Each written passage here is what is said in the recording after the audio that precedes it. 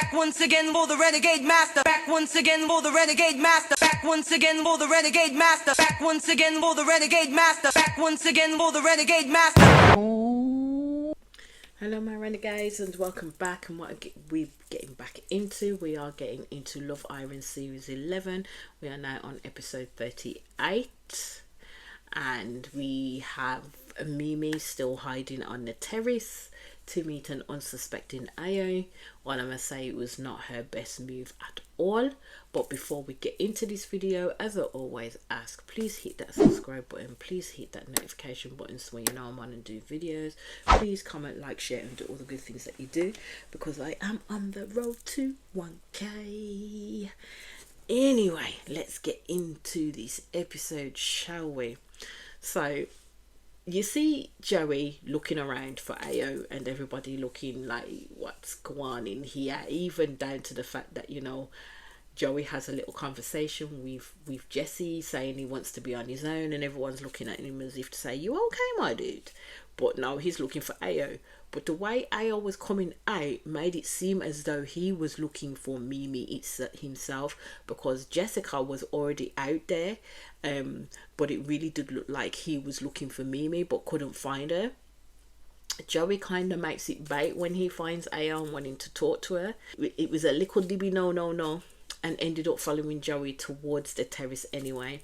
I'm telling you, this man wants to have this chat with Mimi at the end of the day. He wanted to have that chat with Mimi, but he's too afraid of the backlash.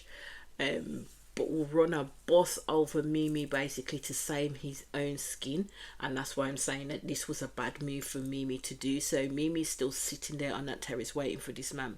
Ayo basically says again no, he doesn't want to have this conversation with Mimi. And then as Joey and Ayo were talking in the gangway, Josh walks out, and they were like, you're right, my brother, you're right. And it was awkward. It was hella awkward, man. Like, you could tell that they were up to something, man. They would not make a good Secret Service. Let's put it that way. So Jessica was asking Josh where he is with Mimi, and Josh said that he likes her and he's willing to be vulnerable with her, but if he gets hurt, then so be it. As I said, I think there needs to be proper closure between Ayo and Mimi. So in essence, this talk needs to happen. But at this moment in time, especially on the terrace, I think it was the wrong move for Mimi to make at the end of the day. So Jessica then says it ain't just Mimi, because she's coming off the hurt and the back of what Matilda's told her in regards to Ayo and the situation there of what he's been telling Sean. She basically said that it's not one-sided. And basically she's saying that for her and for Josh, their feelings are just being considered. So she was peace. So Ayo at this point is really shitting it. And I was like, yeah, this man ain't a man at the end of the day. I was like, go give Mimi her closure so you two can both move on at last, man, and get rid of this whole sort of Damocles hanging over both your heads, because it's getting ridiculous at this point. So Ayo ends up telling Joey to tell Mimi to calm down and to have the conversation anywhere in the garden. It's too hella bait. I understood what he was saying. It's too hella bait to go up on a terrace to have that conversation, because people will see in the wrong way. So as Ayo walks off, because he did manage to make it to the bedroom, but it got too much for him. He was not going to make it any way further. You see Joey go up to the terrace, and instead of Joey being a little bit up, circumvent so people don't see him, Eagle Eye Ruben sees someone go onto the terrace, and Joey quickly ducks down.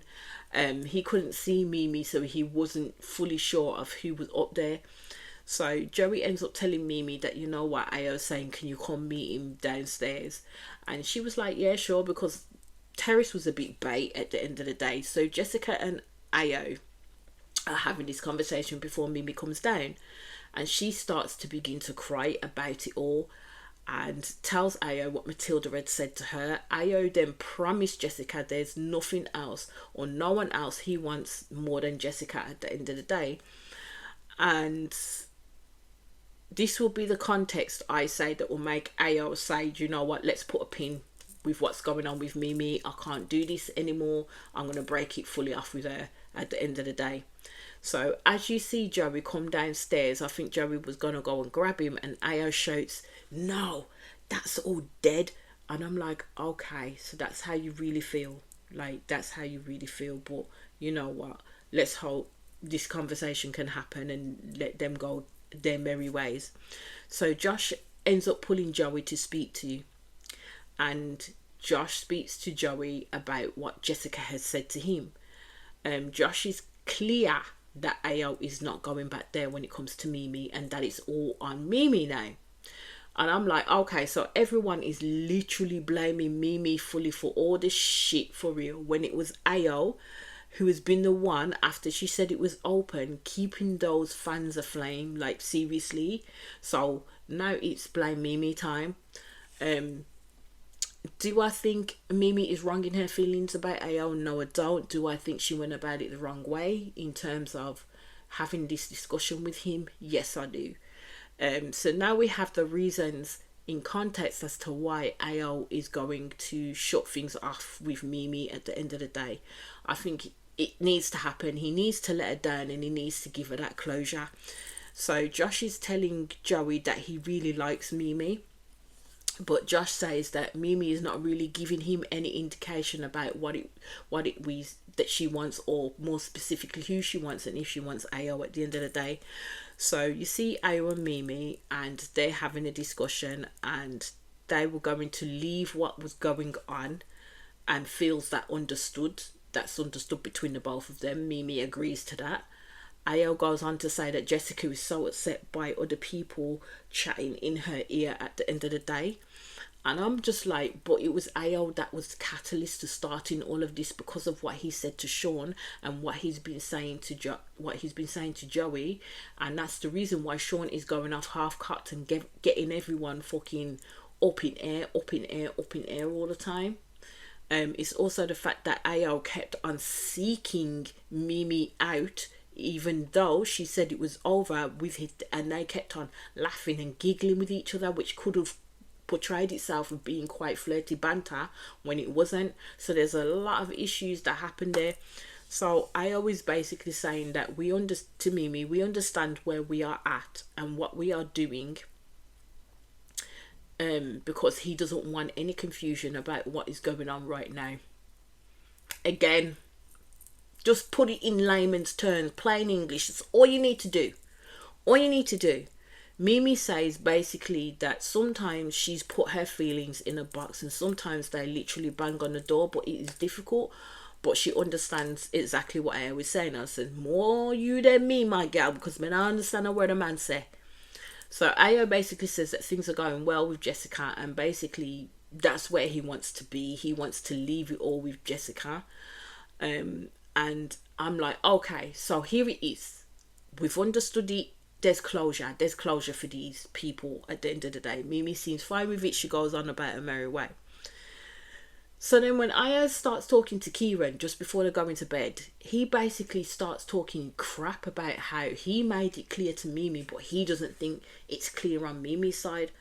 I thought, what wasn't clear on Mimi's side when she was honest with you and she agreed with you? She exactly understood where you lot are at and that chapter is closed and you're going to put your lot in with Jessica.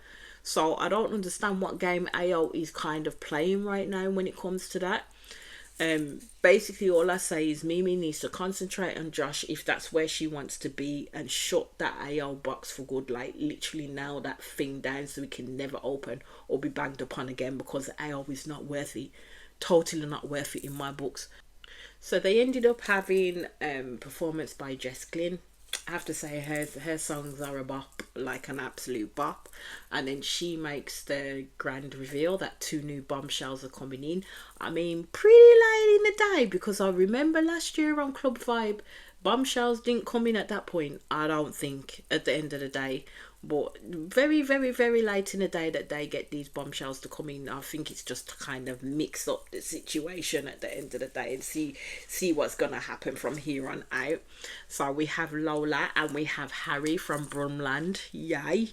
My accent sounds so off on TV, like seriously. This is why I don't understand how people tend to mix up the Brummy accent with the Black Country accent when it's completely different altogether, man. Because I've had people come up to me and say, oh, I can do a Birmingham accent. I'm like, go on then. only to find that they come out with a black country accent.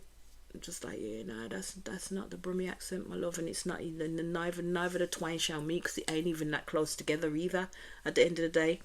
So again, we see Joey knows another bombshell that's coming. And when they were greeting each other, it actually looked like they were getting a bit too close, like they were about to kiss each other. But Joey was hella excited for this girl to come in, you know. Like, he was way too excited. So Harry speaks to the girls and Lola speaks to the lads. And here we go with Sean and the sweet thing. But although the lads did say, well, what sweet would she be? Even though Matilda did tell him to stop doing that with the girls. Like, seriously, stop. Because it is a bit cringe-worthy. But hey ho, Sean ain't going to listen. So Harry's basically saying that he's been single for 4 years, but he's been in situationships, and Lola has basically said that she's got her eye on a few of the lads, but she's never necessarily had a boyfriend. And I'm like, okay, that might be a green flag for some of these lads up in here, because you know how sometimes some men get when a woman says that they've never had something, it kind of becomes a little bit of a challenge, and I think that's how Joey is going to see it at the end of the day. So, am I feeling the bombshells? Nah, I'm not. Do I think they'll make a dent on what's going on right now? I don't know. When it comes to Joey, probably, because Joey is in his playing his game stage at this moment in time. So Lola and Harry then swaps. And basically Lola is saying to the girls that she doesn't really know Joey, because I think Jessica asked the question. Lola thinks that Joey may have the wandering eye. I'm like, we know this, but Jessie doesn't think so. Jessie totally does not think so. I think right now for Joey it's all about him being good in the public eye after what happened with Sam, and then quite quickly with Grace. He needs to ream that back basically. Will he be the one for turning? I don't know, but Jessie is saying that she firmly has no worries about Lola getting to know Joey if push comes to shove at the end of the day. So Lola again had to mention Dayo and Mimi. And I'm just like, come on, leave that alone for real. And then Harry's asked who he thinks is the weakest couple, and he goes for Josh and Mimi, and I'm like, my God, leave Mimi alone. Like, seriously, stop. Why not Ayo and Jessica? Because at the end of the day, it's Ayo who's been saying the shit that he's been saying. It ain't been Mimi. Do you know what I mean? Maybe they're the weakest couple up in there.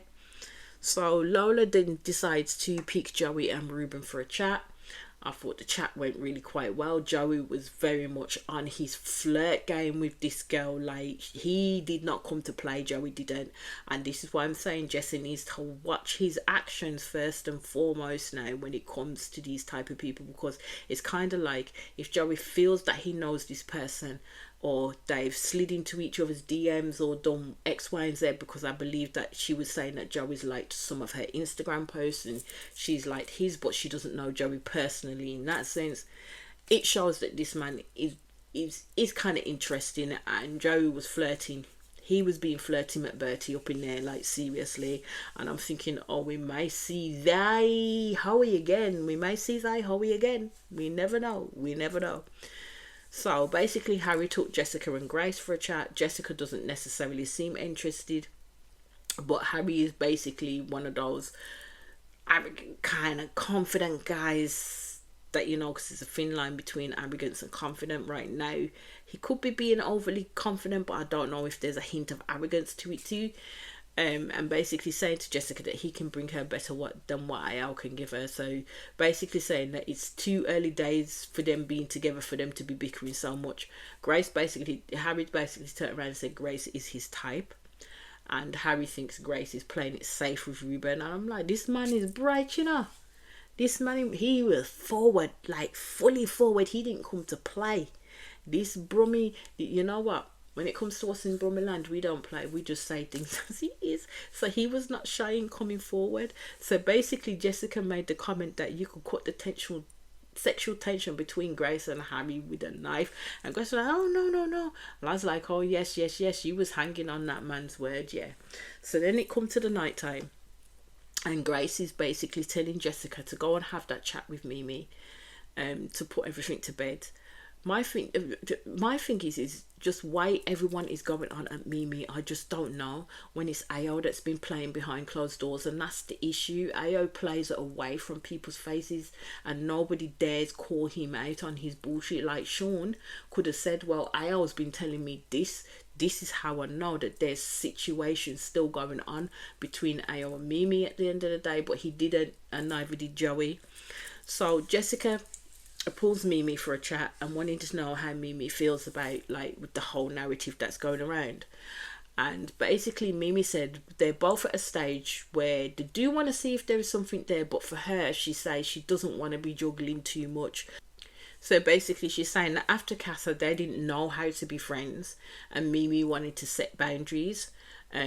She said kissing him in a challenge made the most sense. And Jessica believes that Ao wouldn't keep her in the dark about anything. And I'm just like, it's just a big complication, and at the end of the day, Mimi and Ao need to just keep away from each other for now. And then in comes the beautiful Maya Jam, and you know when Maya enters, that's something as a foot. So she has them all lined up. The public has been voting for the most compatible couple, and the most compatible couple was Nicole and Kieran, which didn't surprise me at all. They were happy with that, and I thought, you know what, hold on to your happiness, because something else is going to come afoot, okay? And it did. So the three couples that were not as compatible and are vulnerable and at risk of being dumped from the villa at that moment in time was Lolly and Connor, Grace and Ruben, and Jessica and Ao. But the person to make the decision of who goes was Kieran and Nicole, which literally shock horror upset Nicole and Kieran. Fully upset them. This is where the episode ended, but if I was giving my prediction, I would have said Lolly and Connor, they may pick because they're the easiest out of the group, because they know Grace has been there for a while, and Jessica and Ao, well, Ao's been there from the get-go, and basically is Kieran's boy. So Kieran, we knew, would not have got rid of Ao in any way, shape or form. So I knew definitely Jessica and Ao was going to say. I thought it would have been too easy to pick Lolly and Connor, especially as though it's not fair on Connor because he's such a nice guy. It just hasn't fallen his way in that sense. If I had to pick on who I wanted to go, I would have picked probably Grace and Ruben to go, and that's only on the proviso that I'm not really shit hot on Grace at the end of the day. But anyway, we'll be back in quick succession with the next episode. As I always ask, please hit that subscribe button, please hit that notification button so when you know I'm on and doing videos. Please comment, like, share and do all the good things that you do, because I am on the road to 1k, and I'll be back across your screens very, very soon. Peace out.